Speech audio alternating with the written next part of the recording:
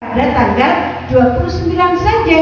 Yang penting ketika terbit hilal kelihatan bulan 1, maka bulan sebelumnya sudah habis. Berbeda dengan bulan Masehi. Kalau bulan Masehi bahkan ada yang 1 bulan sampai 31 hari. Makanya itu kenapa selalu maju. Misalkan begini, Syawal bulan lalu, tahun lalu bulan April, Syawal yang akan datang bisa bulan Maret. Mesti maju. Kenapa? Karena jumlah harinya bulan Hijriah rata-rata lebih sedikit dari jumlah bulan Masehi. Karena itu kita sebagai calon ibu nantinya akan memiliki anak gadis. Anak gadis kita ketika kita melahirkan, Anda melahirkan, tolong dicatat tanggalnya, bukan cuma tanggal Masehi, tapi tanggal Hijriah. Kita akan mengetahui pada saatnya kita punya anak gadis di umur 9 tahun, perkiraan kurang lebih itu, ketika mengeluarkan darah, kita akan bisa mendeteksi apakah ini termasuk darah haid, apakah ini bukan. Paham ya? Hitungnya dari bulan Hijriah, bukan bulan Masehi. Pertama adalah darah itu keluar ketika minimal anak perempuan berumur 9 tahun kurang 15 hari. Terhitung bulan Hijriah. Jadi kalau ada anak perempuan belum berumur 9 tahun kemudian mengeluarkan darah, berarti tidak termasuk darah haid. Begitu ya?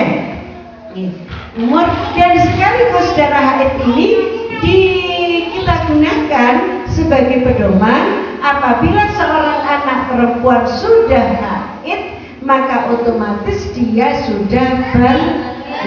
Apa konsekuensinya? Konsekuensinya semua hal-hal yang diwajibkan kepada seorang yang balik, yang mukallaf, itu wajib dilakukan.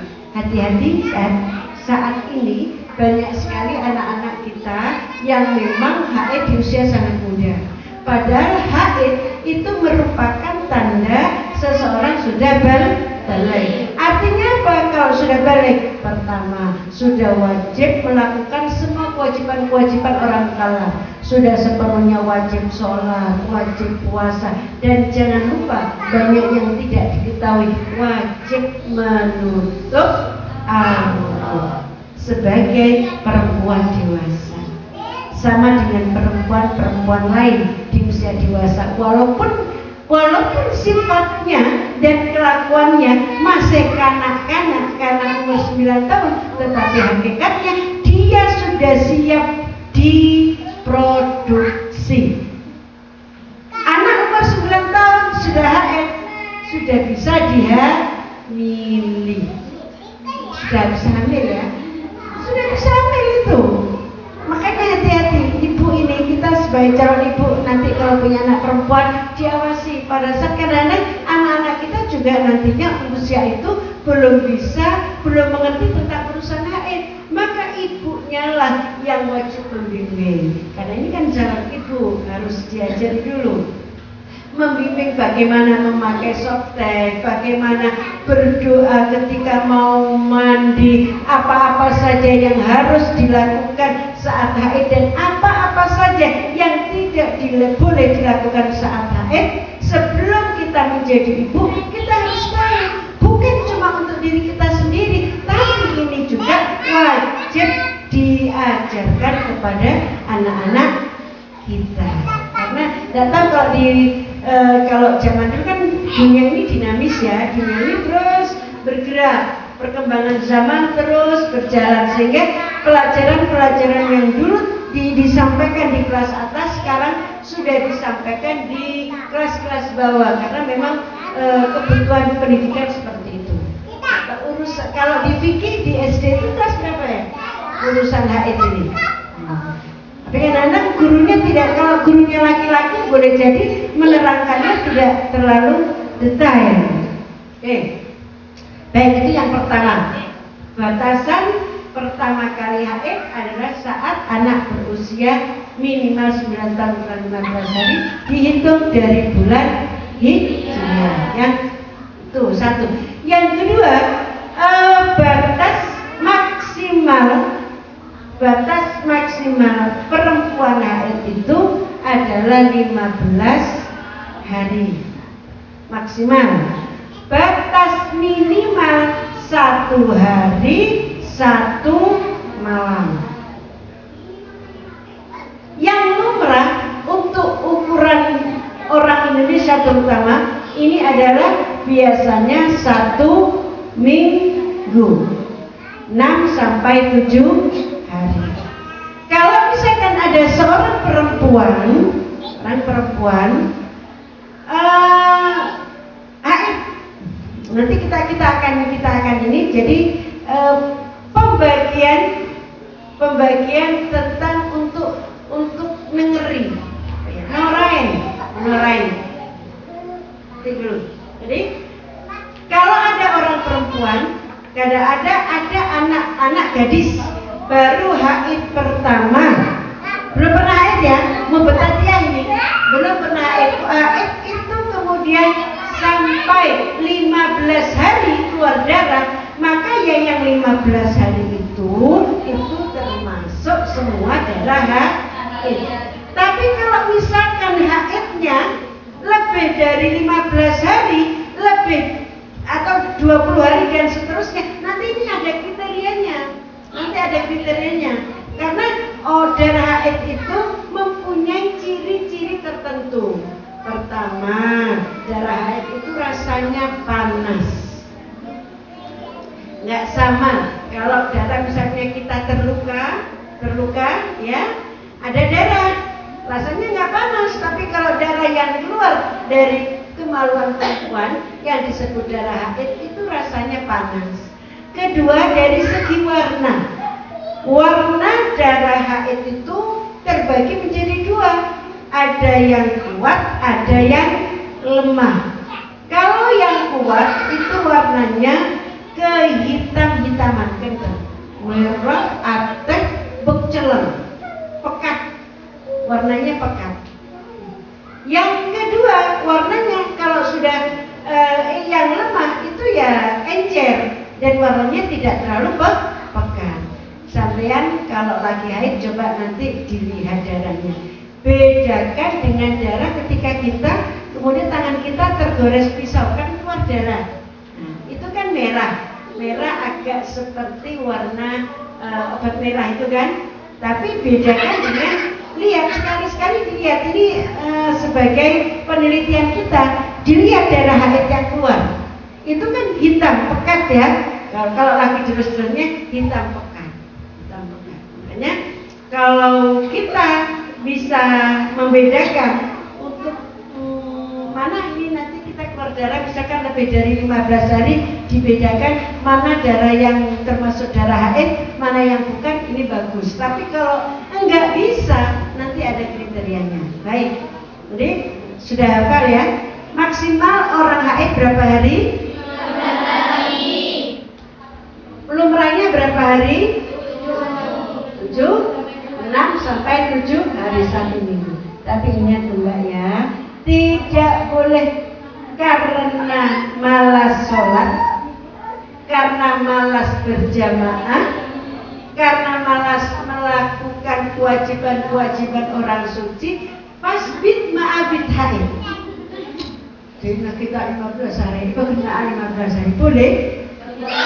Tidak boleh.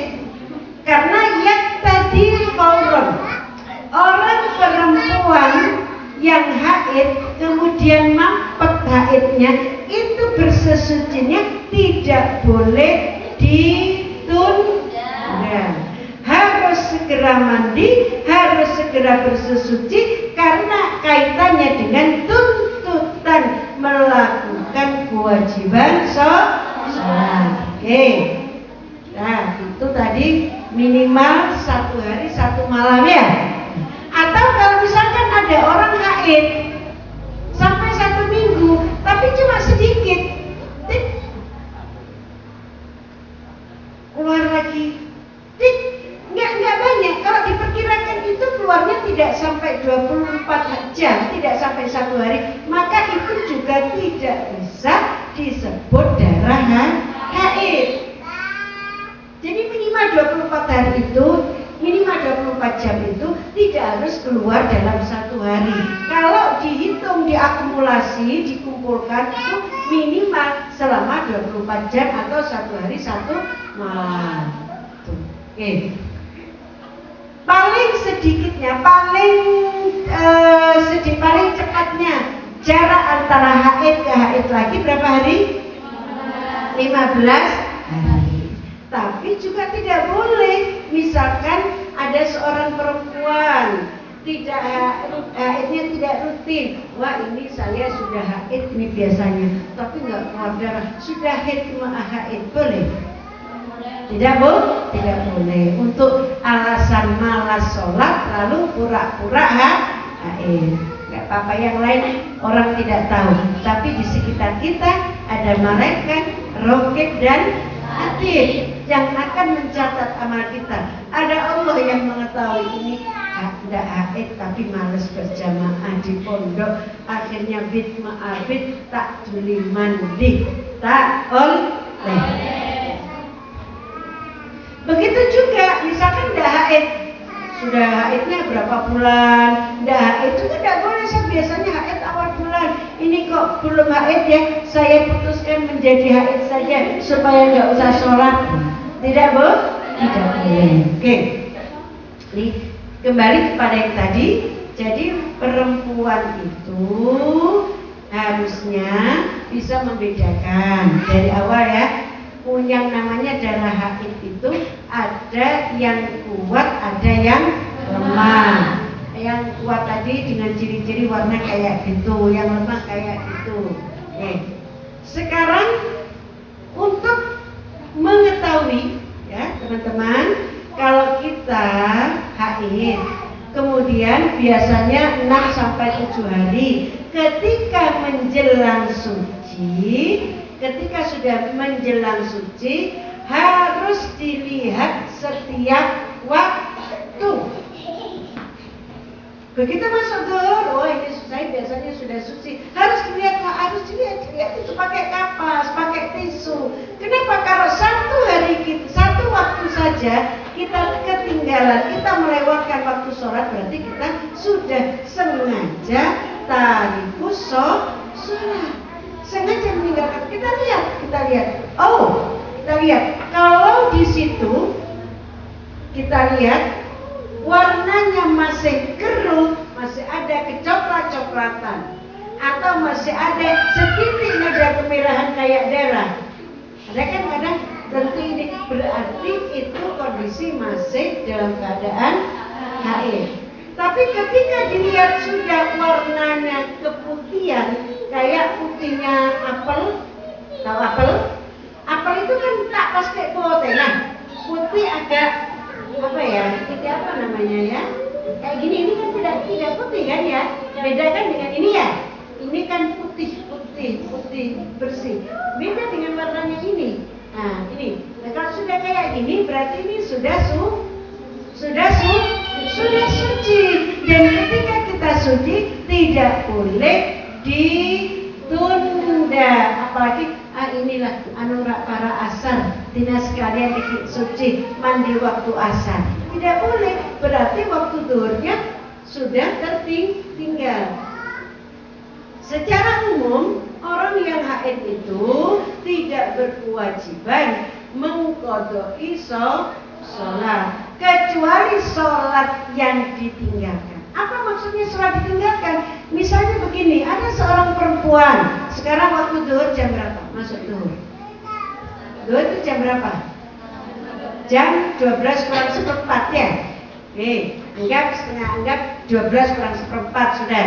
Jam 12 kurang seperempat sudah masuk zuhur. Dia belum sholat. Jam 12 atau jam 1, kelamaan jam 1, jam 12 dia mau sholat ternyata dilihat dia haid, ya kan? Maka dia wajib mengqadha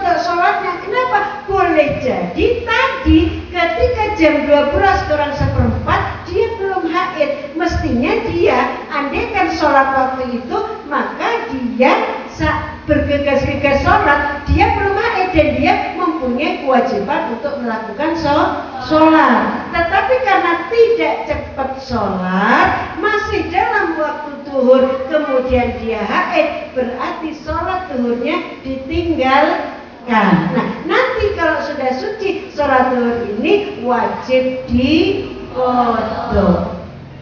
Ini yang dimaksud dengan sholat yang ditinggalkan.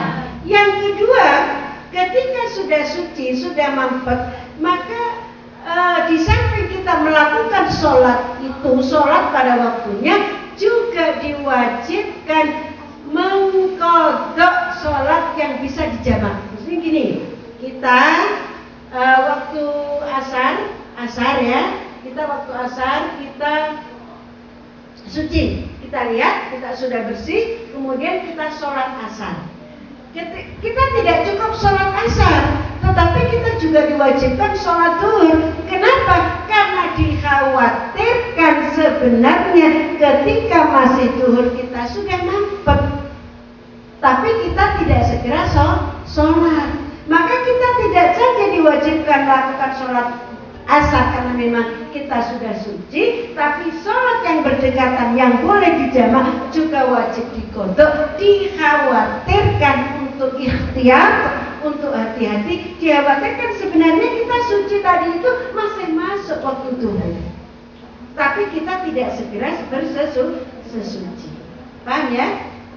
Sholat asar wajib karena memang sudah biasa, tapi sholat zuhur juga wajib dilaksanakan. Dikhawatirkan sebenarnya sholat tadi zuhur sudah mampet, tetapi kita belum segera bersesuci.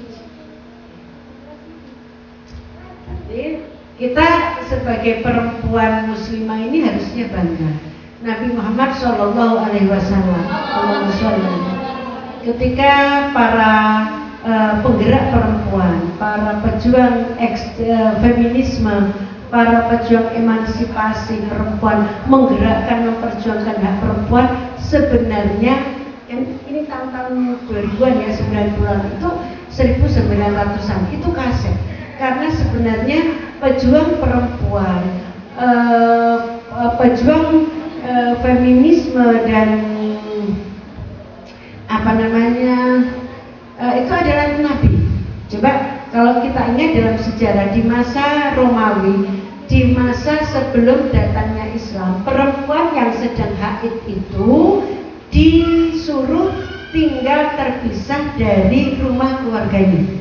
Perempuan yang sedang haid, ada haid, tidak boleh ditinggal di rumah besar, dibuatkan rumah kecil di belakang. Kalau sudah punya suami, suaminya juga nggak mau berdekatan, disuruh pisah rumah, berjauhan dari suaminya. Tetapi kalau Islam mengajarkan, ketika ada para sahabat, para perempuan menanyakan tentang haid, kemudian dijelaskan. Kita ingat di dalam Al-Quran, Bismillahirrahmanirrahim, yas'alunaka 'anil mahid, qul huwa adzan fa'tazilun nisa fil mahid. Ketika para sahabat menanyakan, yas'alunaka, mereka para sahabat menanyakan kepadamu 'anil mahid, tentang haid. Qul huwa adzan. Qul, katakanlah Muhammad bahwa haid itu adalah adzan. Adzan itu ada yang mengatakan penyakit, ada yang mengatakan kotoran. Fa'tazilun nisa fil mahid, maka jauhilah perempuan ketika sedang haid.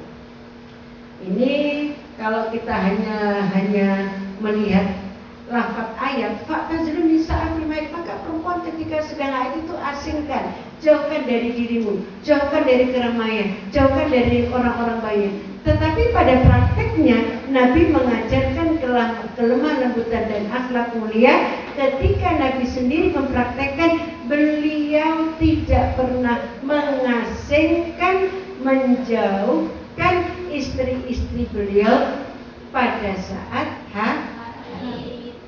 Ini kemuliaan akhlak yang diajarkan oleh Rasulullah dengan adanya agama Islam. Hanya saja perempuan yang sedang haid tidak boleh digauli. Tidur sama suaminya tetap boleh, tapi masa Romawi nggak boleh. Perempuan kalau sudah haid itu dianggap menjijikkan. Mau dianggap menjijikkan? Tidak mau. Yang menjijikkan itu hanya darahnya. Tapi orang yang sedang haid tidak menjijikkan.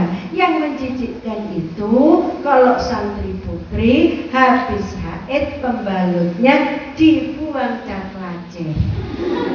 Itu baru menjijikkan. Tidak dibuang di tempat sampah, menumpuk di jeding, menumpuk di kamar mandi, menumpuk di tempat-tempat yang itu bisa dilihat oleh orang lain, menimbulkan rasa jijik.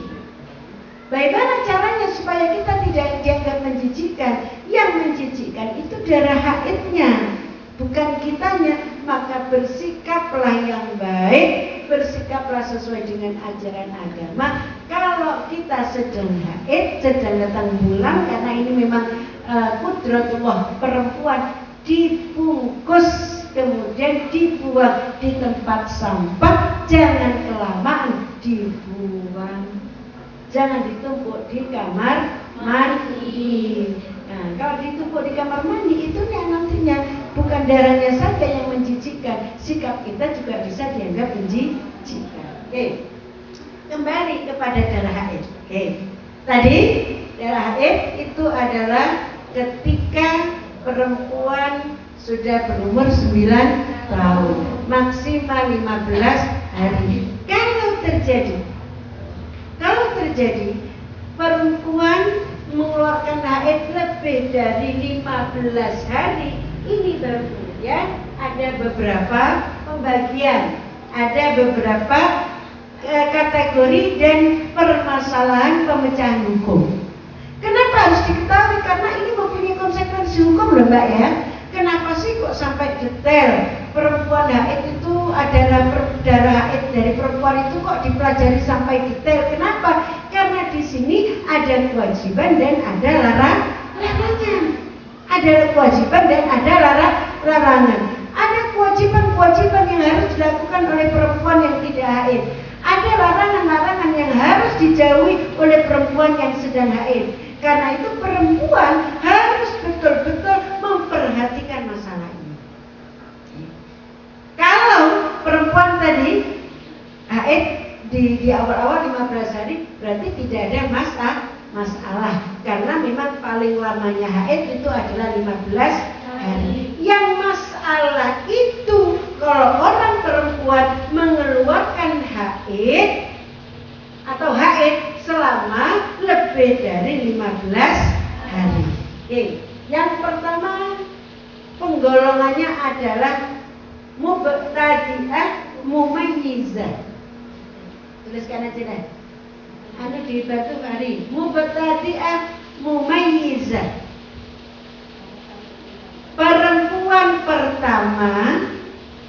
Perempuan haid pertama kali, ya. Apa? Mubtadi'ah mumayyizah. Perempuan pertama kali haid dan bisa membedakan jenis darah. Ada gadis, ada anak perempuan pertama kali haid, pas haidnya lebih dari 15 hari. Jadi yang pembahasan ini adalah bagi mereka yang mengalami haid lebih dari batas minimal.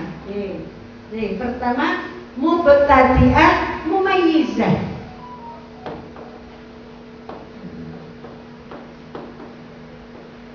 Mubtadi'ah mumayyizah, ya nggak usah bahasa, nggak usah tulisan Arab, nggak apa-apa, nanti dipahami. Mubtadi'ah mumayyizah, perempuan pertama kali haid dan bisa membedakan jenis-jenis darah.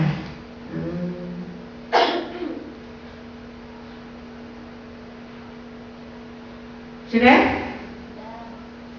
Ini hukumnya bagi perempuan ini,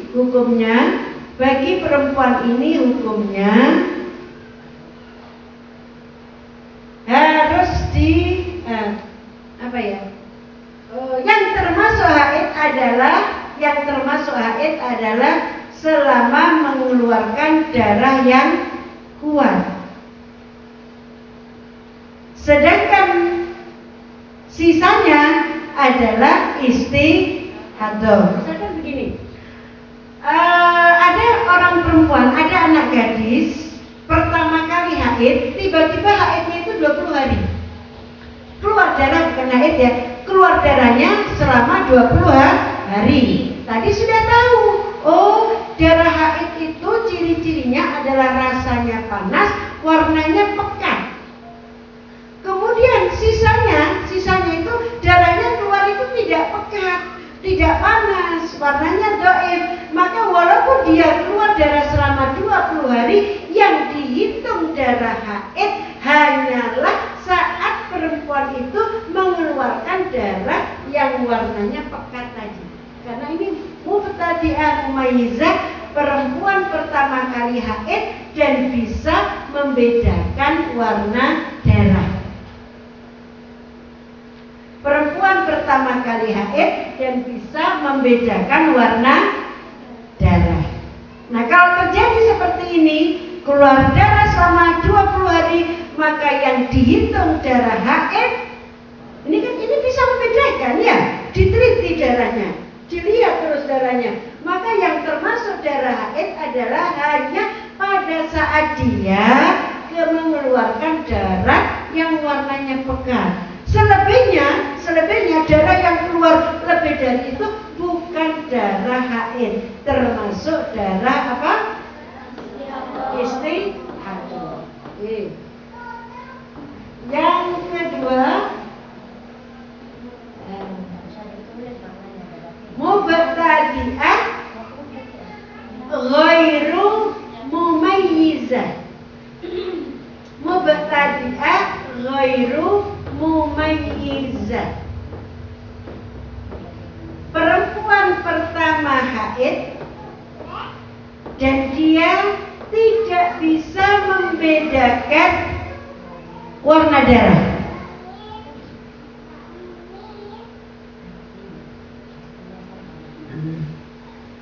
Mubtadi'ah ghairu mumayyizah. Perempuan pertama kali haid dan tidak bisa membedakan warna darah.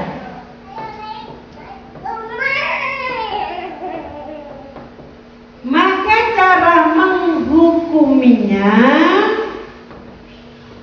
cara menghukuminya dinisbatkan kepada ibunya, saudara perempuannya, keluarga terdekatnya atau kebiasaan di kaumnya. Maksudnya begini, tadi saya terangkan dulu, jangan sibuk nulis dulu. Ada pertama tadi perempuan pertama kali haid dan dia bisa membedakan antara darah yang kuat dan darah yang lemah. Kalau dia pertama kali keluar darah, belum pernah haid, pertama kali haid keluar darahnya selama 20 hari, maka mana yang disebut darah haid, mana yang disebut darah istihadah? Caranya bagaimana? Caranya membedakannya adalah dengan melihat jenis darah. Oh, dari tanggal 1 sampai tanggal 7 itu darahnya kental, berarti ini adalah darah haid. Dari tanggal 8 sampai tanggal 20 darahnya ini darah lemah, darahnya tidak kental, darahnya tidak pekat. Oh, berarti ini darah istihadah, berarti dia haidnya dari tanggal 1 sampai tanggal 7. Apa bisa dibolak-balik? Ini kalau ada perempuan yang bisa, tapi kayaknya jarang. Ini hukum aja, pengertian aja. Yang kedua, ada perempuan terus keluar darah dari tanggal 1 sampai tanggal 20, tetapi dia nggak niteni, ghairu mumayyizah, tidak bisa membedakan kapan ya saya keluar darah kental, kapan ya saya keluar darah encer, mana yang kuat, mana yang doef, tidak bisa membedakan. Maka apakah kemudian ini dihukumi sampai 15 hari yang haid? Tidak seperti itu. Kalau memang dari awal sudah ada penyakitnya, ada masalahnya. Kalau seperti itu, maka ini cara menghukuminya, mana yang darah haid, berapa hari dia haid, berapa hari dia istihadah, dilihat dari kebiasaan ibunya. Ibunya itu biasanya haidnya berapa hari? Kalau ibunya 7 hari ya berarti 7 hari. Kalau ibunya 10 hari ya berarti dia haidnya itu 10 hari. Sisanya adalah istihadah. Ini yang bermasalah Mbak ya. Kalau dari awal itu memang haid sudah 15 hari. Dari pertama keluar dari ibu bertadiah pertama kali, kemudian keluarnya sampai 15 hari, maka semua yang 15 hari itu adalah darah haid sesuai dengan batas minimal orang haid. Itu. Tapi kalau keluarnya itu sudah lebih dari 15 hari, maka kriterianya seperti ini.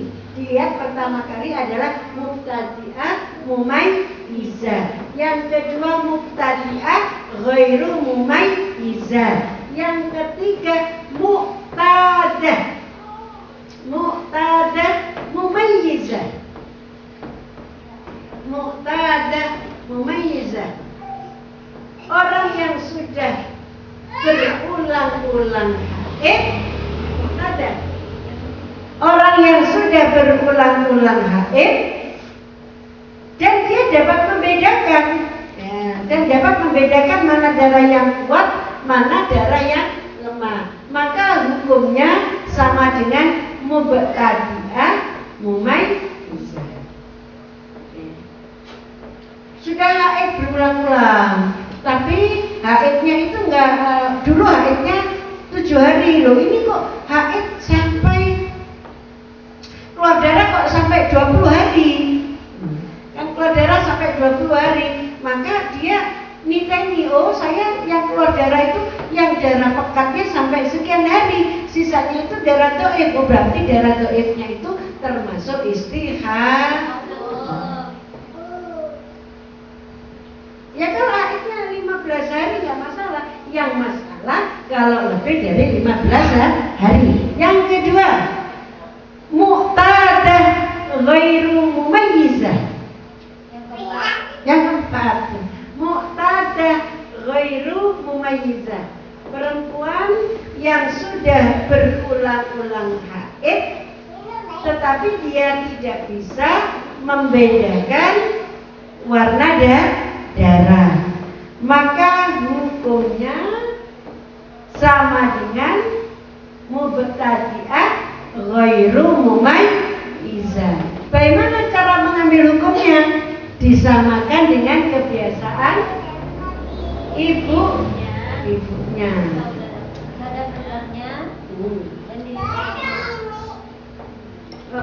Mohon maaf, salah saya. Kalau muqtadi'ah ini, kalau tadi kan muqtadi'ah, kalau muqtadah bukan dihukumi seperti ini, dihukumi seperti pada saat dia haid awal. Nah gini, biasanya, diam dulu. Biasanya saya dulu masih gadis, haidnya biasa 1 minggu. Sudah nikah, kemudian ikut alat kontrasepsi 1 bulan itu keluar darah terus, kan sudah muqtadah, sudah pernah haid. Maka untuk membedakan mana darah haid, mana darah yang istihadah, kalau untuk muqtadah bukan dihukumi seperti orang tuanya, tapi dihukumi seperti dia pada asal-asal sebelumnya. Paham? Gini Mbak, sampean masih gadis berapa ini? Berapa hari? 1 minggu ya? Kemudian tiba-tiba sampean itu keluar darah lebih dari 15 hari, mungkin 1 bulan. Maka ketika dia sudah tahu kebiasaannya itu adalah keluar darah 1 minggu, maka yang disebut darah haid itu hanya 1 minggu itu. Bagi muqtadah, bagi orang yang sudah biasa haid. Kalau tadi kan muqtadi'ah, belum pernah haid. Oke. Jadi kalau ada perempuan masih gadis, haidnya 10 hari, sudah menikah ikut alat kontrasepsi kok keluar darah setiap hari, nggak ada mampet-mampetnya 1 bulan itu keluar darah, maka yang dihukumi darah haid hanya di mengambil kebiasaan seperti dulu ketika dia belum istihadah. Kalau nggak istiadat dulu biasanya masih gadis, haidnya 10 hari, ya berarti 10 hari. Yang lebih dari 10 hari dalam 1 bulan itu adalah darah istihadah. Paham ya? Mubtadi'ah ghairu mumayyizah. Yang kelima, mutahayyirah, perempuan yang bingung. Mutahayyirah, perempuan yang bingung. Mutahayyirah ini perempuan ini yang mutahayyirah ini perempuan yang dia sudah biasa haid, tapi dia juga dia tidak bisa membedakan warna haid, jenis-jenis darah haid. Dia juga tidak ingat dulu haidnya berapa hari. Bingung ini. Jadi blank ini. Kalau tadi kan mu'tazah ghairu mumayyizah itu dia sudah biasa haid, tapi dia ingat kebiasaan haid berapa hari. Yang ini mutahayyirah, orang yang bingung, perempuan yang bingung. Dia tidak bisa membedakan jenis darah haidnya. Dia juga tidak ingat kebiasaannya dulu haidnya itu berapa hari. Produk blank. Kalau yang ini ya sebenarnya sudah biasa haid, tapi nggak bisa membedakan jenis macam-macam warna haidnya. Dia juga tidak bisa mengingat dulu haidnya itu berapa hari. Nah, kalau ini yang kelima ini mengikuti hukumnya muqtadah ghairu mumayyizah, dinisbatkan kepada ibunya, keluarga terdekatnya dan kaumnya. Paham nggak ya?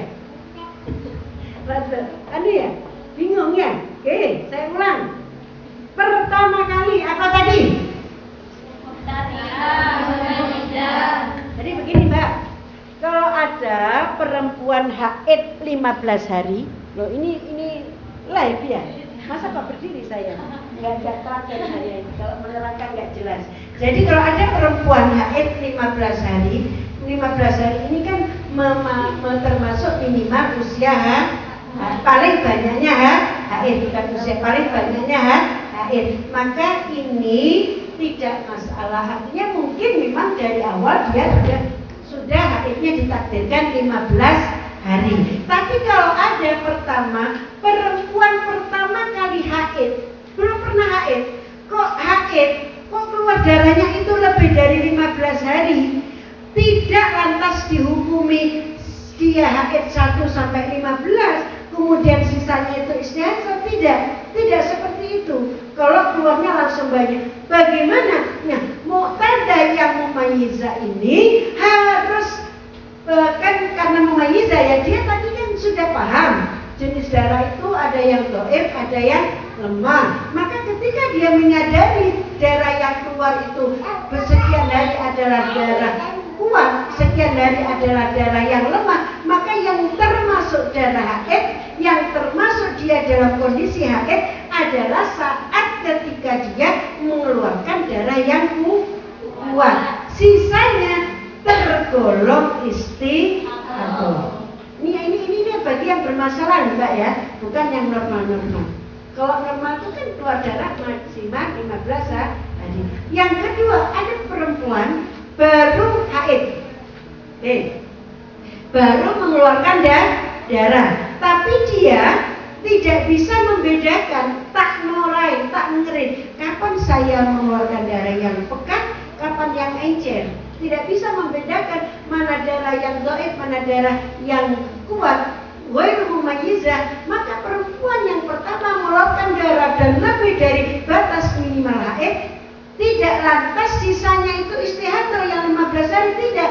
Cara menghukuminya untuk menetapkan berapa hari darah yang haid, berapa hari darah yang istihadah, ini dilihat dari kebiasaan ibunya, bibinya, kakaknya, atau kalau tidak punya kaumnya, berapa hari sekiranya para tetangga di daerah tersebut biasa haid. Gitu ya. Yang ketiga, muqtadah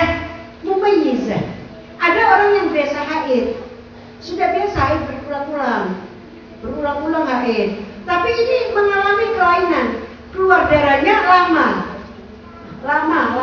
Tapi dia ini bisa membedakan mana darah haid, mana darah dhaif. Maka ini sama dengan yang pertama tadi hukumnya, sama dengan mubtadi'ah, mubtadi'ah pun seperti itu. Maka yang disebut darah haid apabila dia sudah bisa membedakan yang kuat, yang lemah, maka ketika mengeluarkan darah yang kuat itulah yang haid, mengeluarkan darah yang lemah itu yang istihadah.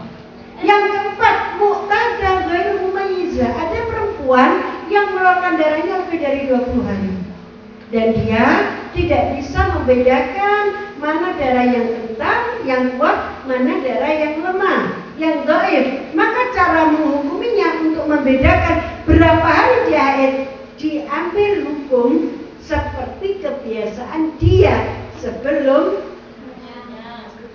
Kalau sebelumnya itu keluar 7 hari, berarti yang haid ya 7 hari. Darah yang keluar sebelum setudahnya, mungkin ada perempuan yang mengalami seperti ini loh Mbak ya. Ada perempuan, ada ibu-ibu, mbak-mbak yang ketika nikah ikut alat kontrasepsi, ikut KB, itu keluar darah selama 1 bulan. Masa 1 bulan haid? Kan tidak mungkin. Nah, untuk membedakan seperti itu, maka yang dikategorikan darah haid adalah dilihat kebiasaan sebelumnya. Muqtada ghairu mumayyizah. Oh dulu sebelum istihadah, sebelum KB biasanya haidnya 10 hari. Berarti 10 hari itu. Selebihnya darah yang keluar adalah darah istihadah. Yang terakhir ini mutahayyir. Orang bingung, nggak bisa membedakan warna darah. Keluar darahnya banyak, 1 bulan keluar darah terus. Dia tidak bisa membedakan keluar darah yang kuat, darah yang lemah, mana yang haid, mana yang bukan. Dia juga tidak bisa mengingat kapan biasanya haid, berapa hari haidnya. Boleh ini. Bagaimana cara menghukuminya? Sama dengan hukumnya mubtadi'ah ghairu mumayyizah, yaitu disamakan dengan kebiasaan yang dialami oleh keluarganya.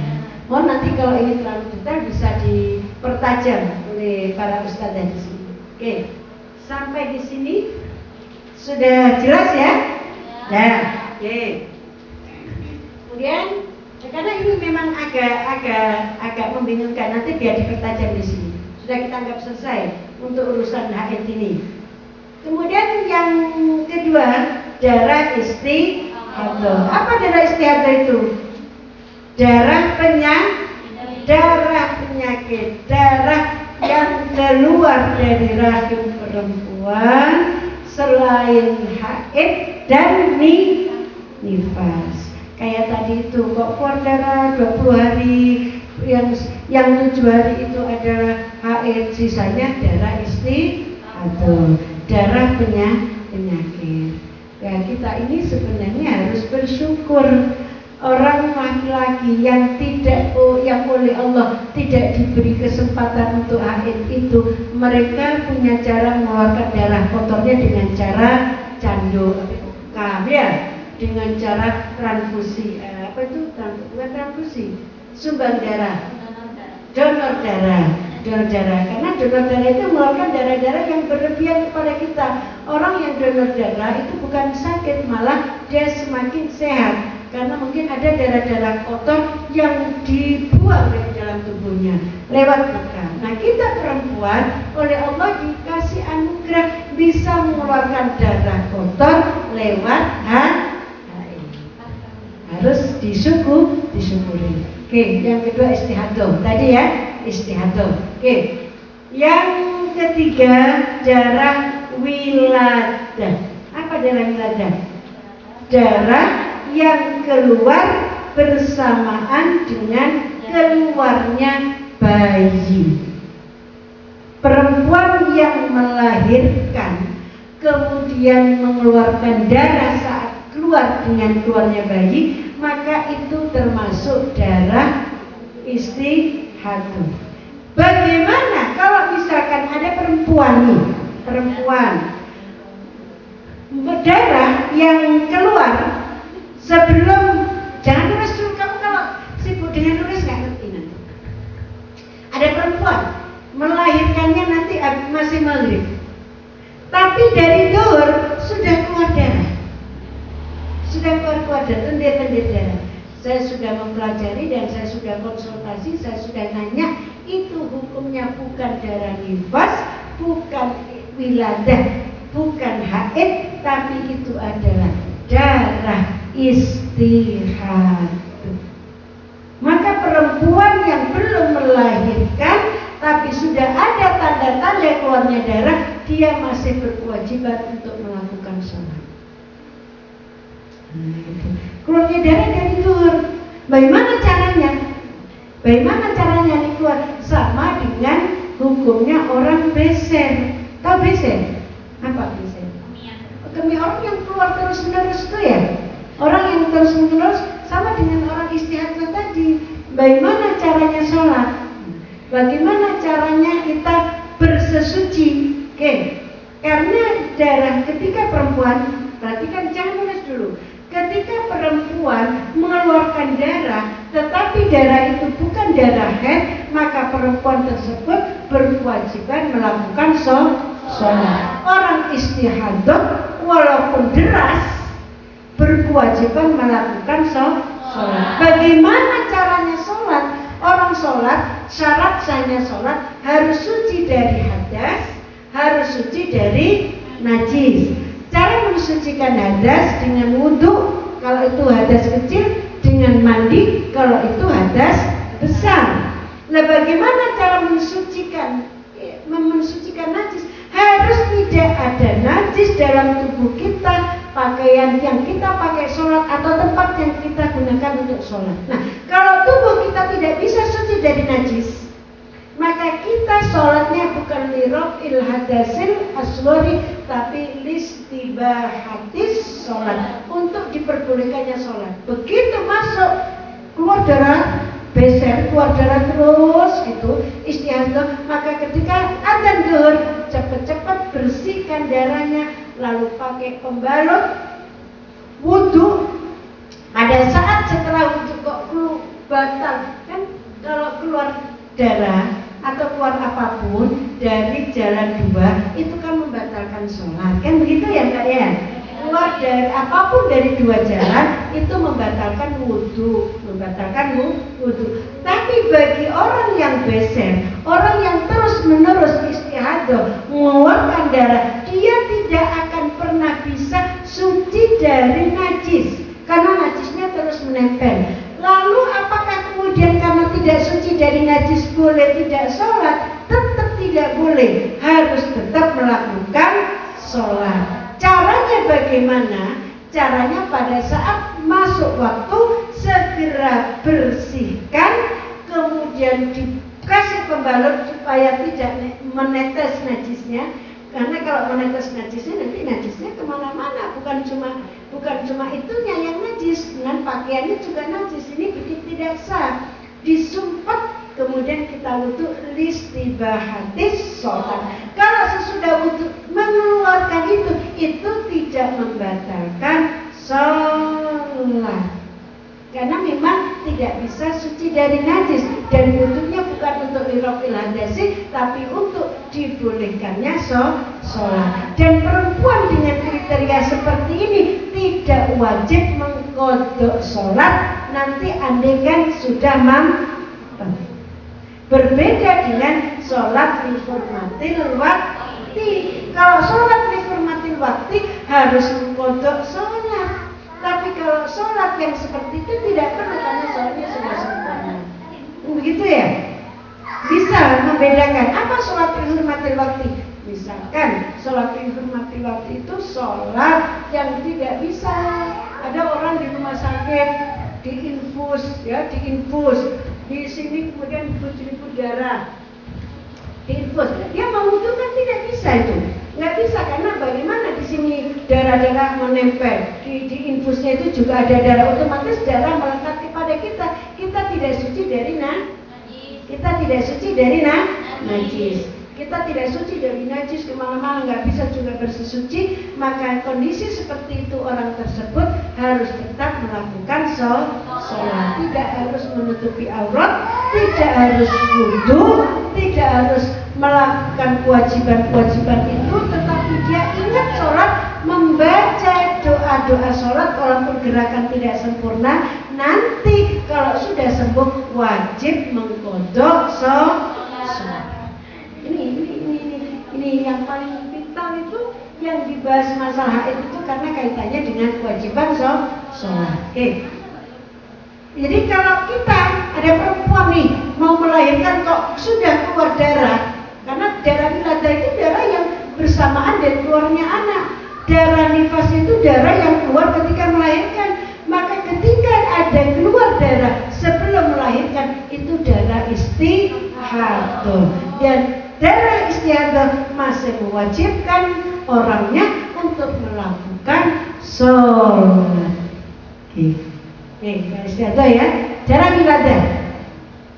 Seseorang yang mengeluarkan darah tadi ada darah haid, darah wilada, dan darah nifas, maka ketika mampet ini kan sudah wajib mandi. Nah, kalau wilada nggak usah mampet.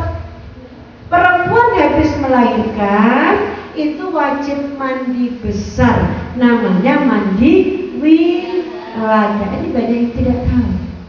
Banyak yang tidak tahu. Orang habis melahirkan wajib mandi, niat mandi besar. Dan ini teman-teman tidak harus segera. Kenapa? Karena perempuan yang habis melahirkan itu kan masih nifas. Jadi tidak diwajibkan segera untuk mandi. Karena mandi itu bersesuci, gunanya kan untuk sholat tentu. Melahirkan malam, dia masih malas mandi, nggak apa-apa, nggak harus segera mandi wilada. Mandi wiladanya boleh besok. Yang penting niat mandi wilada, mandi karena melahirkan. Darah wilada ya, sudah ya. Darah haid, darah istihadah, darah wilada, yang terakhir darah nifas. Perempuan nifas itu berapa hari paling lama? 60 hari. Kebiasaannya berapa hari? 40 hari. Jadi kalau perempuan habis melahirkan kemudian keluar darah selama 40 hari, maka darah tersebut disebut darah nifas. Atau keluar darah juga selama 60 hari, maka termasuk darah nifas. Oke. Kenapa perempuan itu dikasih hikmah, manfaat hikmah ya, hikmah. Kenapa perempuan itu kok keluar darah? Karena nanti kalau sudah punya suami, perempuan yang sudah punya suami, kemudian dia mau dicerai oleh suaminya, alhamdulillah. Perempuan yang sedang haid itu tidak boleh dicerai. Laki-laki haram hukumnya menceraikan istrinya dalam keadaan haid. Kenapa ini? Karena zalim. Karena iddahnya perempuan itu dihitung berapa kali haid, berapa kali sucian?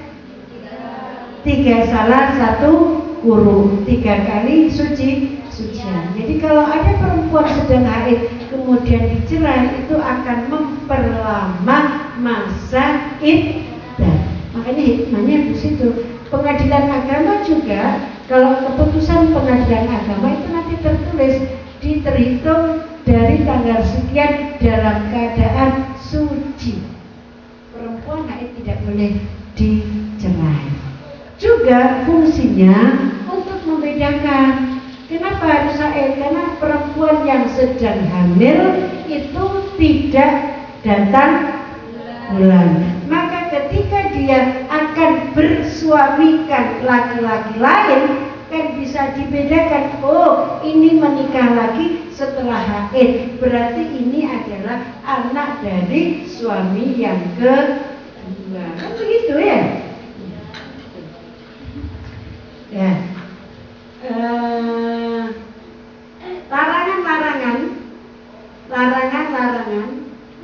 yang haram dilakukan saat perempuan sedang haid. Satu apa? Sholat. Dua, tawaf. Sholat itu hukumnya sama dengan tawaf. Harus suci dari hadas kecil, suci dari hadas besar, dan menutupi aurat sama dengan auratnya orang sholat. Hanya saja kalau tawaf itu boleh berbicara. Kalau sholat hanya boleh berbicara dengan Allah. Kalau tawaf boleh berbicara dengan manusia, dengan orang lain boleh. Oke, pertama, perempuan yang sedang haid dilarang. Satu, sholat. Dua, tawaf. Tiga, membaca Al-Quran. Empat, membawa atau menyentuh Al-Quran. Itu nanti dites. Satu, larangan-larangan perempuan haid. Pertama, sholat. Dua, tawaf. Tiga, membaca Al-Quran. Empat, membawa atau menyentuh Al-Quran. Lima, puasa. Enam, jima, ya, berkumpul dengan suami. Enam, berdiam diri di masjid. Muksu, diam diri. Kalau murur sekedar lewat itu boleh. Ada berapa tadi larangan perempuan sedang haid? Ada satu, coba apa? Dua, tiga, empat, lima, enam, tujuh, membawa atau menyentuh. Membawa boleh, menyentuh juga tidak boleh. Menyentuh Al-Quran tidak boleh.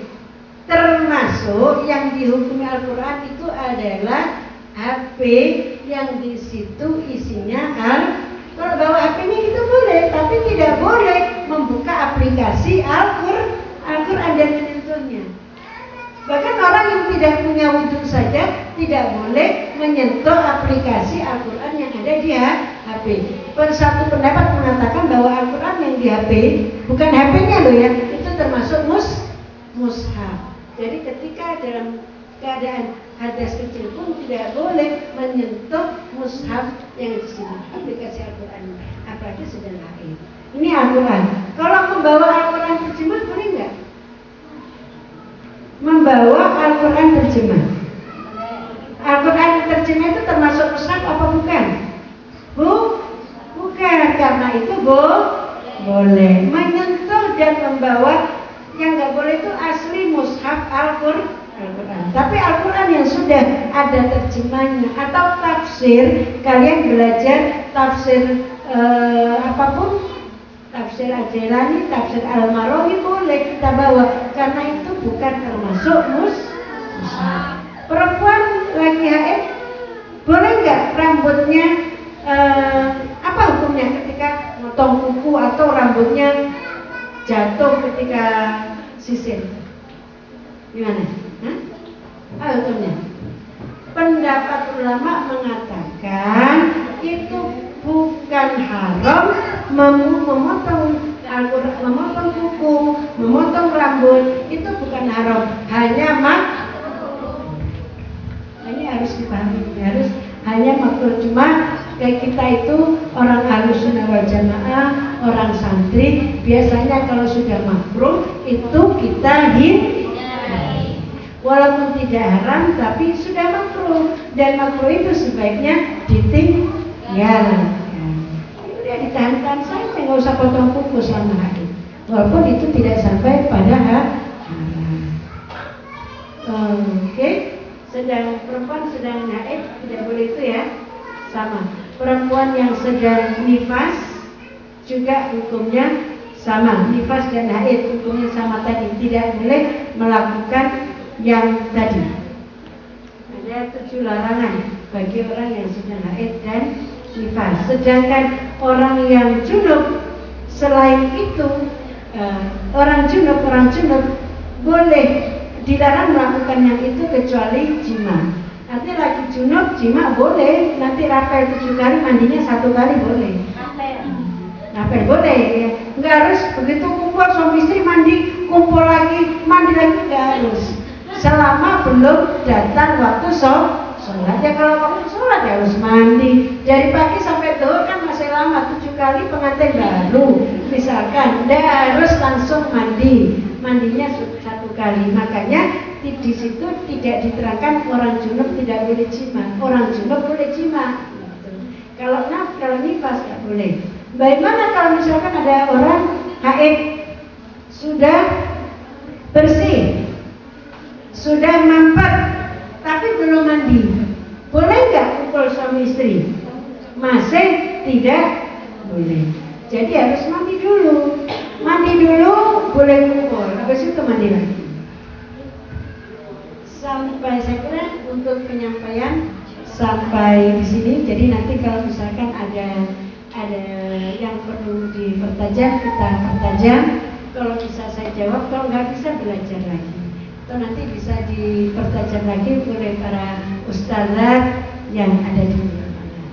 Saya kira itu Mbak ya, untuk penyampaiannya boleh kita pertajam dengan tanya jawab. Baik, saya kembalikan kepada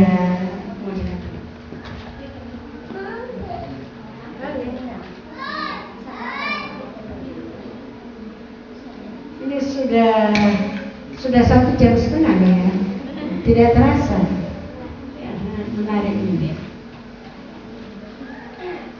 Ada pertanyaan? Baik. Saya bukan orang pintar ini karena ini persoalan ini. Kalau bisa saya jawab. Kalau nggak bisa nggak boleh jawab ngawur. Dulu belajar lagi. Ya. Terima kasih kami sampaikan. Selanjutnya kami akan membuka sesi tanya jawab. Adapun ketentuan yang harus diperhatikan yaitu sebagai berikut. Pertama, hadirin yang ingin bertanya dipersilahkan menyebutkan identitas terlebih dahulu. Kedua, pertanyaan diajukan secara singkat, padat, dan jelas. Baik, langsung saja kita mulai sesi diskusi ini. Saya persilahkan kepada para hadirin untuk bertanya. Terlebih dahulu mengacungkan tangan.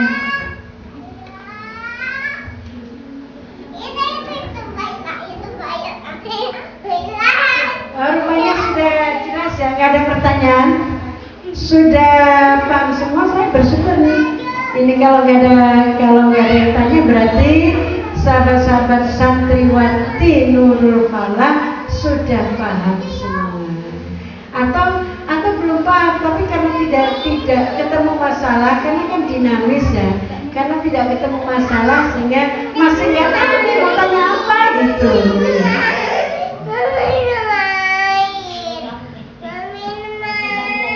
Ada pertanyaan? Nggak ada yang mau tanya? Kalau nggak ada yang bertanya, alhamdulillah. Berarti sudah paham. Monggo mungkin dari Mbak Alumni.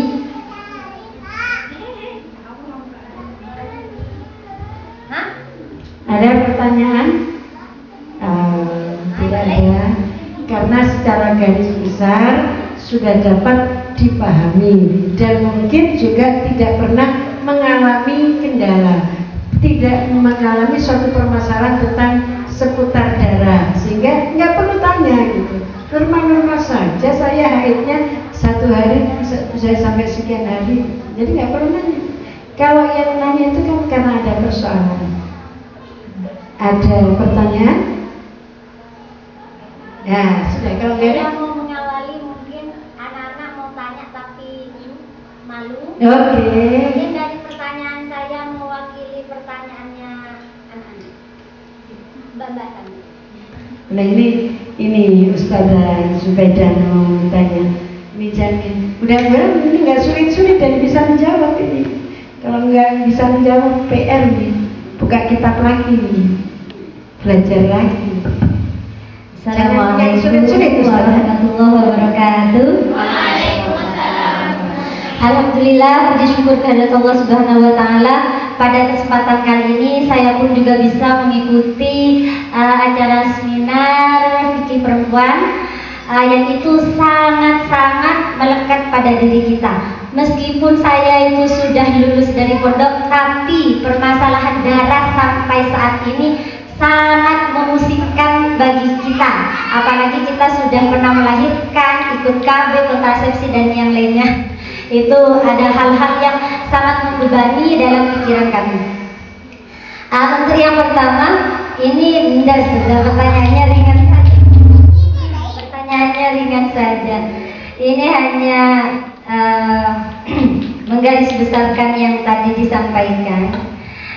Mungkin yang besar-besar sudah paham, tapi yang adik-adik baru MTS mungkin ada yang belum paham, tapi paham sedikit, cuman tidak terbesit saya mau tanya apa gitu. Yang pertama, kalau kita suci pada waktu sholat, yang mana sholat tersebut bisa dijamak, maka kita sholatnya tidak hanya sholat pada waktu itu, tapi sholat pada sholat yang sebelumnya yang bisa dijamak tersebut. Pertanyaannya, niatnya niat mengqadha apa niat biasa? Niat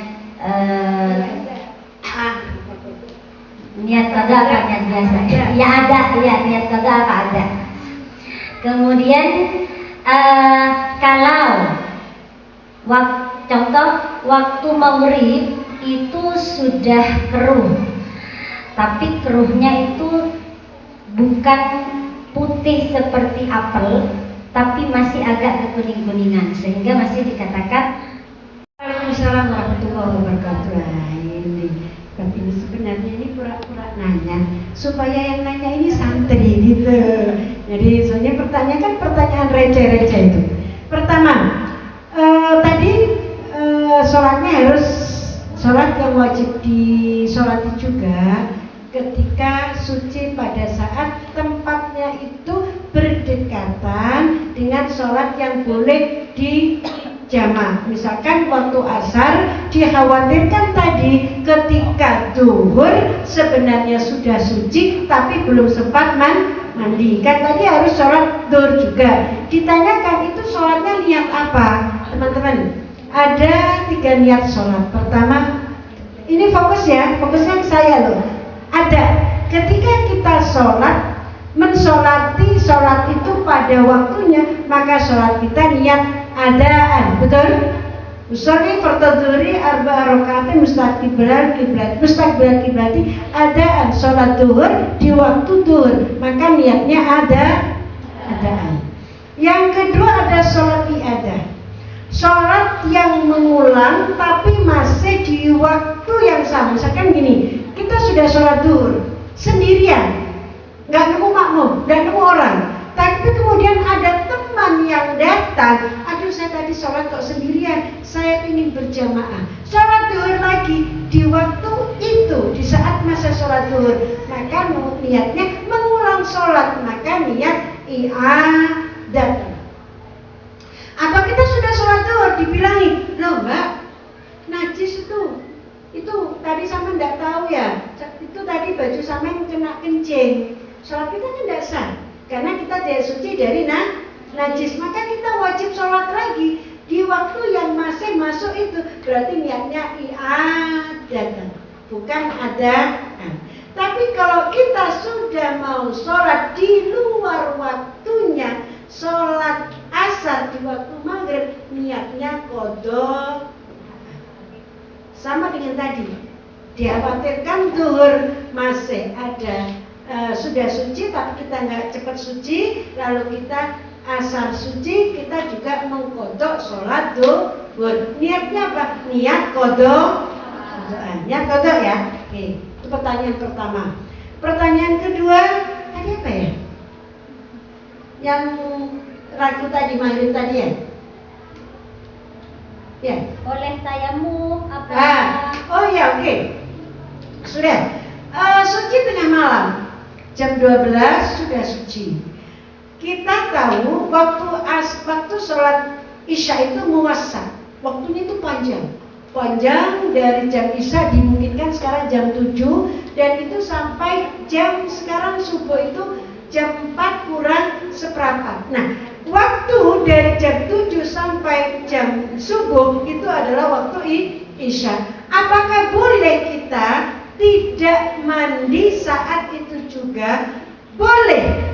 Bahkan teman-teman, orang bersesuci itu kalau kita kan disunatkan terus menerus ya, berkesinambungan mutawaliatnya. Kita wudhu, sunatnya kan terus menerus, habis basuh muka, basuh kedua tangan. Tapi kemudian ketika kita basuh muka, kita tinggal matiin kompor karena tadi ingat kompornya belum dimatikan. Kita tidak perlu mengulang wudhu lagi. Kita tadi sudah wudhu dari muka, kita lanjutkan basuh tangan, tapi tidak masuk sunat karena tidak terus menerus. Sama orang mandi besar entah karena haid, entah karena jinabat, manten anyar kok malu, malah keramas saja, rambutnya dimasukkan ke jeding, dicuci, dibasahin gitu, pagi-pagi sudah dikeringkan, pagi-pagi takut ketahuan kalau mandi besar, mandi biasa, tapi itu tidak mutawali, tidak terus menerus, itu juga sah mandinya, boleh tapi tidak sunat, gitu ya, tapi niat. Saya niat mandi besar, tak cicil, mandi keramas dulu, badannya enggak. Yang penting rata, keramas. Itu boleh.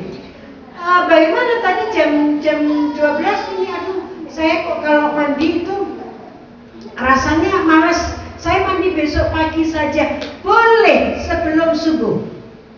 Kenapa? Karena orang tersebut masih wajib sholat Isya. Kalau kemudian mandinya sudah subuh, dosa, berarti dia sengaja meninggalkan sholat Isya. Kalau mandi jam 3 boleh, cepat-cepat mandi, sholat Isya, sholat tahajud. Tapi kalau mandinya sudah jam 4, maka dia berdosa, kehilangan waktu sholat Isya. Ada sholat yang ditinggalkan. Selama tidak ada sholat yang ditinggalkan, masih masuk waktu Isya, kan waktunya lama, sebelum subuh, sebelum adzan cepat mandi sholat Isya, itu boleh. Nggak harus mandi jam 12.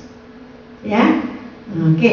Pertanyaan yang ketiga, yakin tadi kan harus dikodok nih, harus ini karena berdekatan. Tapi ketika yakin maghrib belum, dan waktu maghrib ke Isya itu sangat cepat, sangat mudhoyak. Waktu maghrib ke Isya itu waktunya sempit, jadi kemungkinan juga masa itu juga kalau kita yakin betul bahwa ketika masa maghrib itu dalam keadaan masih haid, kita tidak wajib.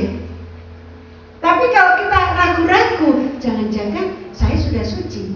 Nah, jangan-jangan itu untuk ikhtiar kita qadha. Tapi kalau kita yakin memang dalam masa rentang antara maghrib ke Isya yang cuma sebentar itu kita masih dalam keadaan belum suci, masih darah kita masih kecoklatan, masih keruh, masih ada bintik merah, maka kita tidak wajib sholat maghrib, tidak wajib juga mengqadha maghrib, karena memang kita yakin maghrib itu masih dalam keadaan haid. Saya kira pertanyaan terjawab dengan jelas ya. Apa masih ada yang belum jelas dengan jawaban ketiga pertanyaan ini? Sudah jelas ya? Nah, saya ulang, sholat ada adat, ada i'adah, ada qadha.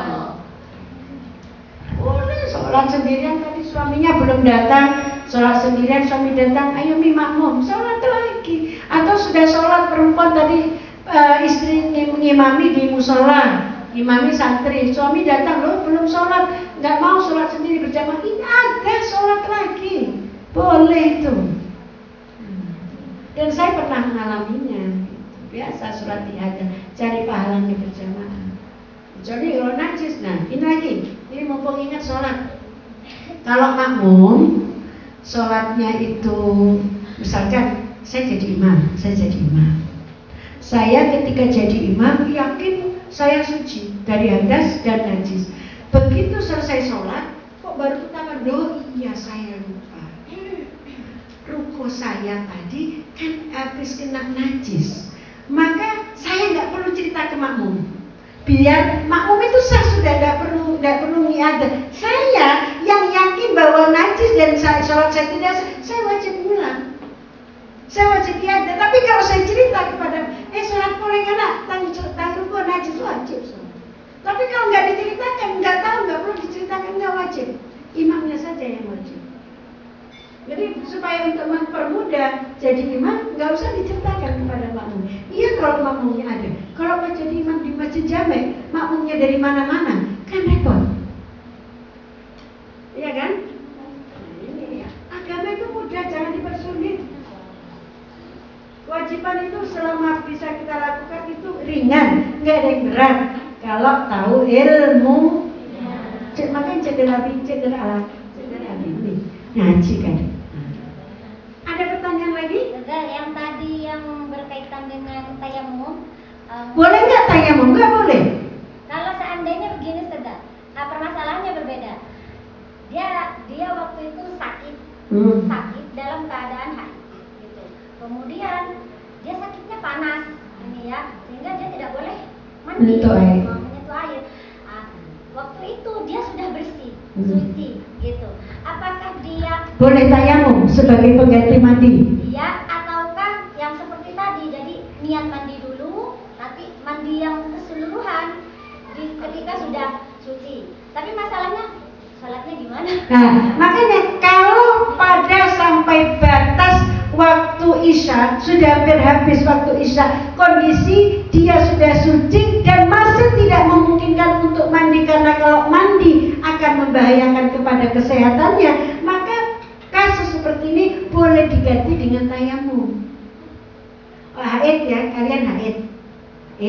Sudah waktunya suci, sakit.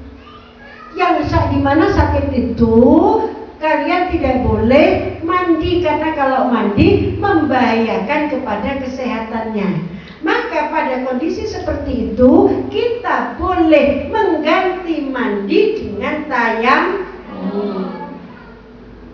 Mandinya nih, sucinya tengah malam nih sampai ya kita lihat, kita tunggu sampai menjelang subuh.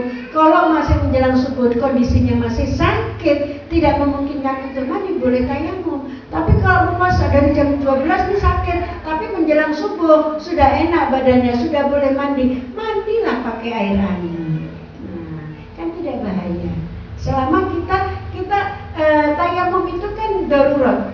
Ada kondisi di mana seseorang boleh bertayamum dengan beberapa alasan. Tidak adanya air atau bahaya kalau menggunakan air. Berarti kalau tidak adanya air, kemudian ada air, batal bolehnya tayamum.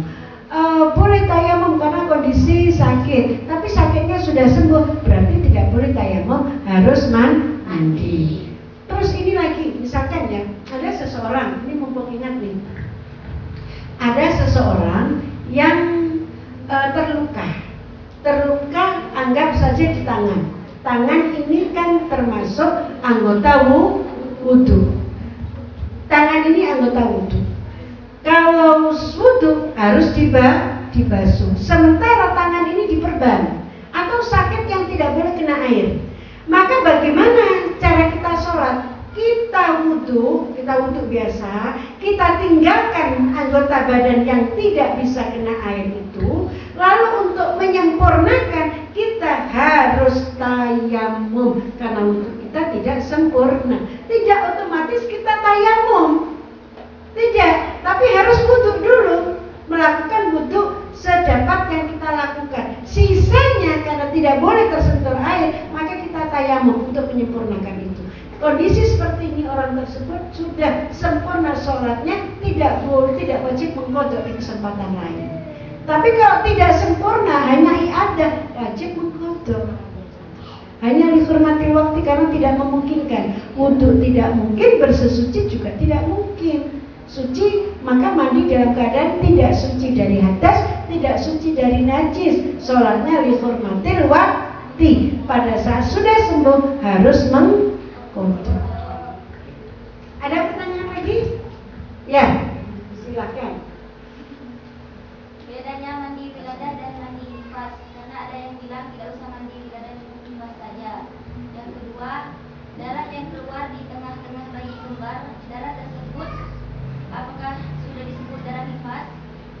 di tengah-tengah darah. Bayi kembar. Oh ya, baik.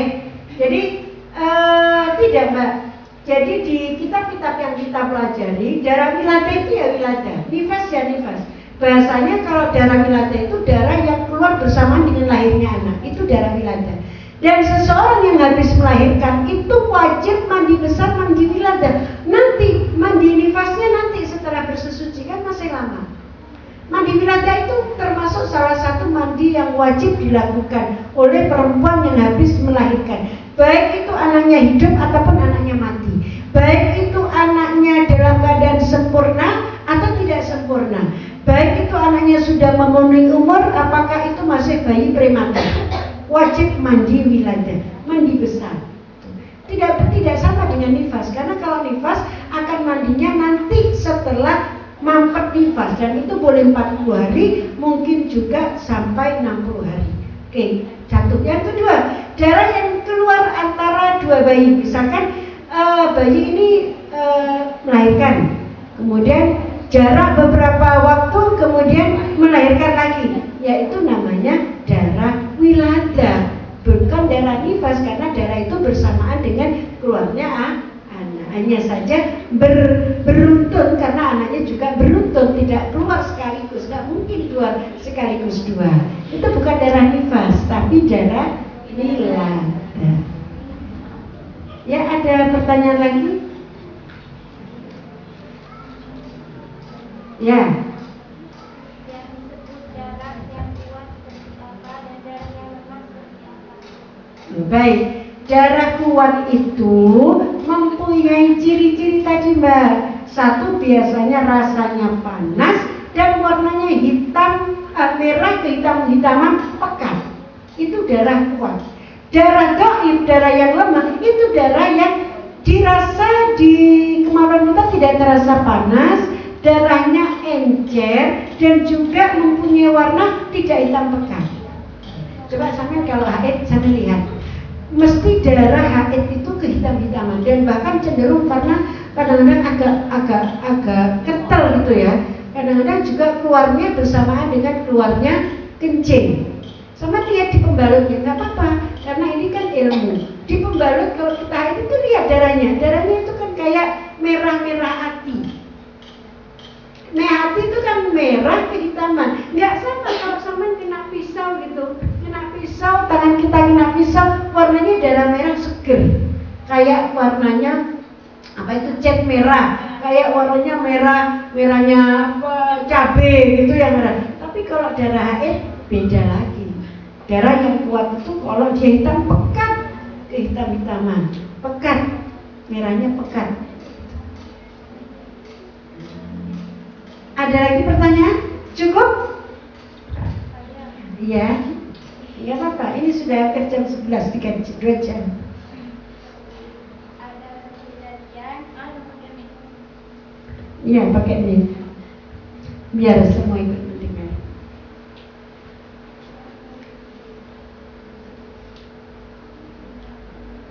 Iya, guys. ada suatu kejadian,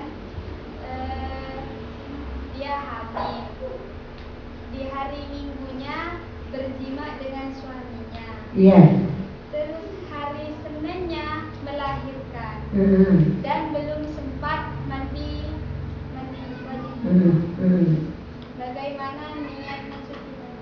Oke, ada perempuan hamil. Kondisi hamil jima boleh kan ya? Boleh. Malah mempercepat jalannya anak itu. Kemudian belum sempat mandi jima, belum sempat mandi senggama, keburu melahirkan. Nah, kalau jaraknya misalnya malam-malam, kemudian subuh melahirkan, maka dia tidak meninggalkan waktu salat kan? Tidak meninggalkan waktu salat, belum subuh melahirkan. Nah, kan belum sempat melahirkan, dia belum sempat mandi. Tapi kalau misalkan belum sempat mandi ini, kemudian dia keburu melahirkan, maka niatnya nanti tetap niat mandi nifas. Karena nifasnya kemudian nifas Mbak ya, nifasnya kan lama, bukan lagi mandi jima, kan sudah lewat itu, sudah selesai. Yang belum selesai mandi nifas. Dan dia tidak berdosa kalau dia tidak meninggalkan sholat. Dia belum subuh kok. Nah, subuh gak cepat-cepat mandi, kemudian keburu melahirkan, berarti dia masih punya hutang subuh. Nanti ini harus niatnya jima ini. Dan nifas langsung, gak usah dirinci Mbak. Kalau ada dua, jadi begini, kalau ada dua, yang penting lirofil hadasil akbari. Nifas itu hadas besar, jima juga hadas besar. Niatnya satu, lirofil hadasil akbari. Diniati dalam hati, niat mandi jima, niat mandi nifas. Kalau misalkan sempat meninggalkan sholat, kalau nggak sempat meninggalkan sholat, selesai jimanya. Yang wajib adalah mandi nifas. Kan begitu Mbak ya? Paham nggak? Paham ya? Paham, harus paham. Oke, sudah. Orang para suami istri jima malam-malam di bulan Ramadan, nggak harus mandi malam. Boleh mandi pagi, yang penting harus nutup waktu sholat subuh. Ya kalau nggak sholat subuh, sampai ketinggalan sholat subuh, buat apa puasa kalau nggak sholat subuh? Artinya nggak harus mandi saat itu juga. Mandinya boleh pagi. Boleh nggak mandi jenabat itu pakai air hangat? Pakai karena nggak mau dingin, boleh. Apakah itu makruh? Enggak. Yang makruh itu air musamas. Yang air hangat nanti kita kalau di hotel-hotel itu fasilitasnya kan ada. Kalau diputar gini dingin, kalau diputar gini hangat. Oke, cukup ya. Ada pertanyaan lagi? Ya. Apakah bisa orang yang berhadas menjamak sholatnya, jamak takdim atau jamak takhir, dan bagaimana caranya? Orang yang berhadas, kalau yang kita ketahui, orang yang boleh menjamak sholat itu apabila dalam apa saja alasan boleh menjamak? Satu, boleh menjamak sholat jika perjalanan jauh, minimal 84, ada yang mengatakan 82 kilo. Lalu kalau orang yang berhadas itu apa ilatnya boleh menjamak sholat? Apa ilatnya? Apa alasannya? Apa alasan yang boleh yang memperbolehkan seseorang menjamak sholat? Apa ada? Lil apa itu? Kalau tadi kan lil safar. Yang kalau ini lil apa? Masa termasuk lil masyaqah? Bukan, memang kebetulan sedang di safar. Kalau sedang safar, ya boleh, walaupun tidak beser, karena orang safar boleh menjamak sholat. Sama dengan tadi. Jadi kalau orang menjamak sholat karena safar, itu kan jelas jarak tempuh yang itu. Walaupun tidak sedang beser pun, itu caranya harus. Kalau itu maksudnya kan, kalau orang ini harus orang yang dalam keadaan normal, orang beser itu kan tidak boleh digunakan untuk dua kewajiban, nggak boleh. Jadi misalkan sampean gini Mbak, sampean beser, tahu beser? Istiadoh ya. Masuk sholat zuhur, cepat-cepat bersih-bersih, cepat-cepat waktu sholat zuhur, kemudian istibahati sholat, cukup melaksanakan sholat satu kali. Walaupun tidak kentut,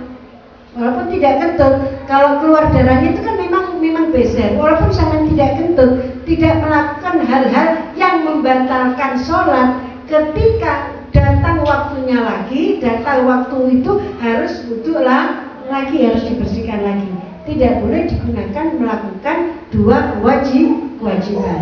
Tapi kalau ada sholat wajib, sholat makruh, sholat yang mengiringi sholat sunat, itu apa namanya? Berarti apa namanya istilahnya? Sholat rawatib boleh. Nah, bagaimana dengan orang yang safar, yang bepergian jauh memenuhi jarak, tapi dia juga WC. Apakah wudhunya 2 kali gitu kan ya? Nah, apakah wudhunya 2 kali? Enggak, kalau safar langsung sholat, kemudian sholat zuhur, kemudian langsung sholat lagi. Karena jamaah kan tidak boleh ada jeda orang jamaah. Kalau boleh ada jeda lagi namanya bukan jamaah, qadha. Namanya bukan jamaah. Kalau masih ada jeda untuk lagi namanya qadha. Jadi niatnya bukan jamaah, saya sholat zuhur ini tapi besok saya nggak mungkin sholat sekarang, maka saya sholatnya nanti saja. Karena besok namanya qadha kalau wudhu lagi. Kalau tidak wudhu lagi jamaah, karena jamaah itu sholat jamaah antara sholat ke-1 dan sholat kedua tidak boleh dipisah dalam jeda yang lama. Kalau masih ditinggal wudhu lagi namanya bukan jamaah tapi qadha. Sama dengan kita, kalau kita perjalanan jauh, kemudian waktu sholat zuhur, tapi kita tidak ingat untuk menjamak, datang waktu asar kita sholat zuhur, namanya kita tidak menjamak, kita niat mengqadha. Itu bedanya. Cukup ya, sudah belajar? Cukup ya? Nah, cukup. Saja lagi. Ya, 1 kali saja.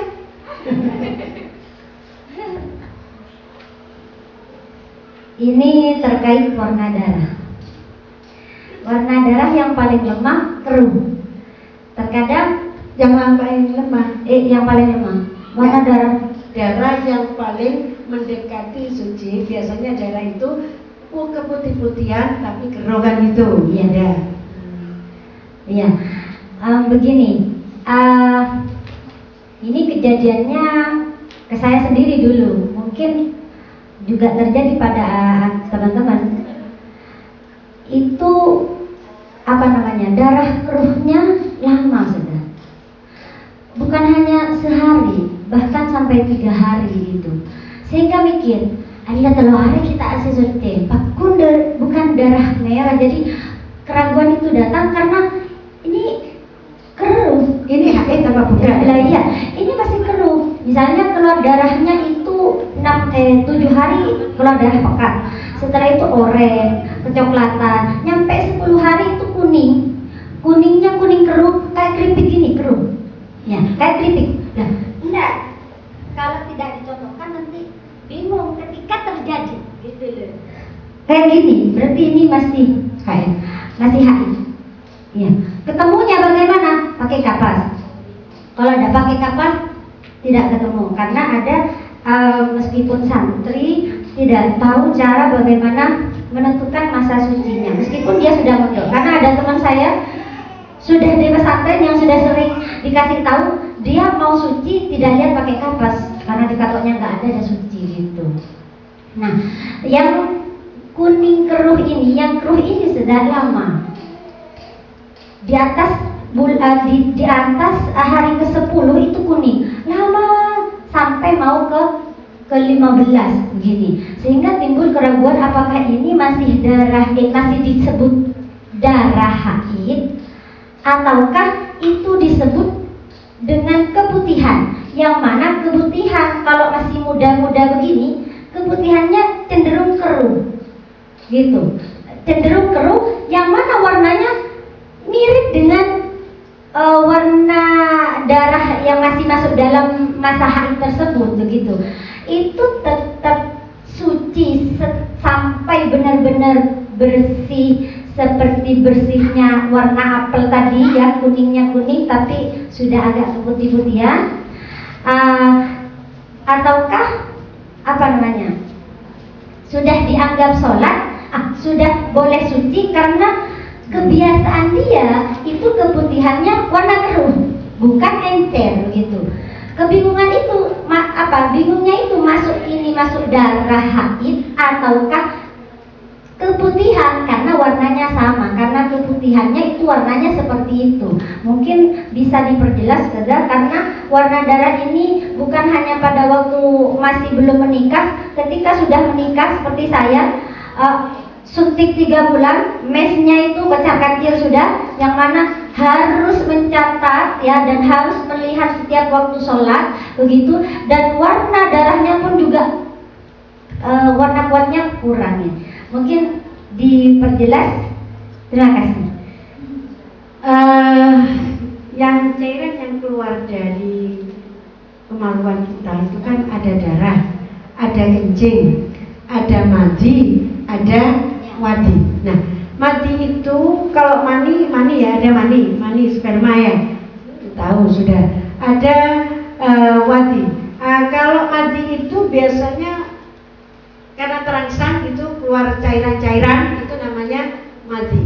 Sedangkan wadi itu yang boleh jadi itu yang disebut keputihan tadi. Agak memang warnanya agak samar, keputih-putihan, ragu-ragu apa ini darah, masih darah haid, apa ini sudah bukan haid. Kembali kepada yang tadi, kalau dia sebelumnya sudah biasa haidnya itu 7 hari, maka ketika masih keluar darah bukan darah ya, sesuatu yang agak kental, warnanya agak kecoklatan, tetapi itu sudah tidak ada warna darah, ini bukan termasuk darah haid. Yang keluar dari kemaluan kita itu namanya sudah wadi, bukan lagi darah haid. Maka kalau yang keluar itu adalah wadi, itu bukan haid. Kalau bukan haid berarti hukumnya sama dengan orang suci, sudah wajib mandi. Jadi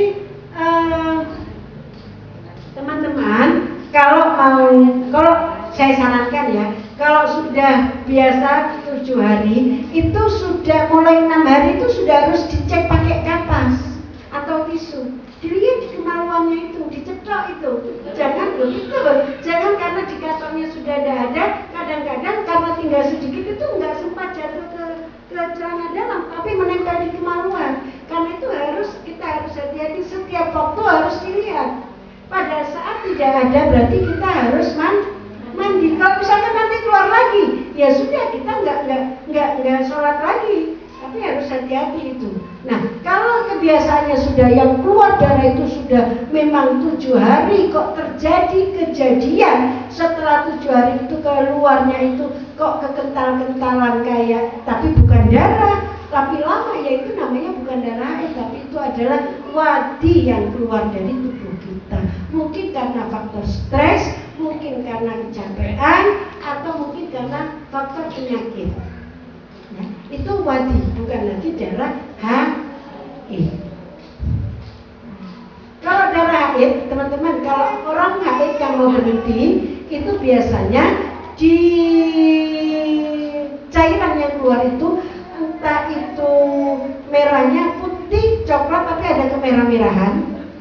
Bukan sekedar keruh, tapi ada kemerah-merahan. Atau kalau nggak kemerah-merahan, ada setitik garis merah kayak benang gitu, seret gitu. Bahkan warnanya bisa pink. Lama-lama orang haid itu kalau sudah hampir betul-betul suci, boleh jadi ke cairan yang keluar itu sudah belum warnanya kayak warna pink, darah merah muda. Yang kayak Ustazah Uba ini bukan darah haid lagi itu sudah wadi itu, karena sudah biasanya haidnya 7 hari, kok ini masih keluar berhari-hari tapi tidak berbentuk darah, hanya cairan kental, itu sudah bukan darah, tapi itu wadi, mungkin stres, mungkin capek. Maka harus segera mandi tadi itu, nggak usah nunggu 10 hari.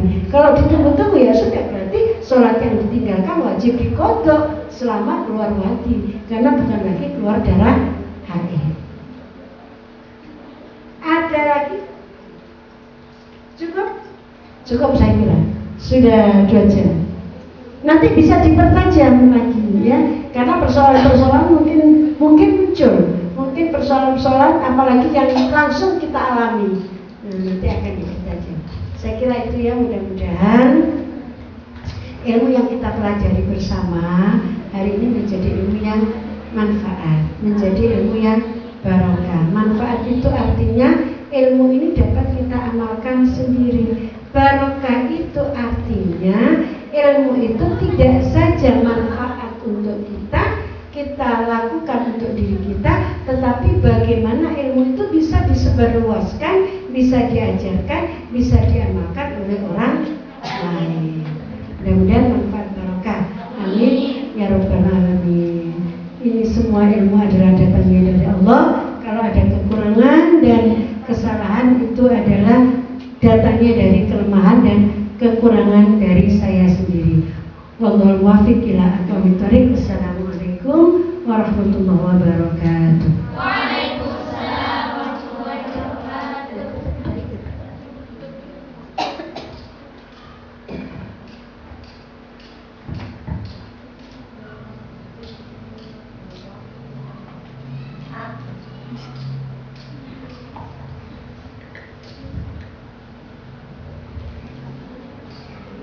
Terima kasih kami sampaikan.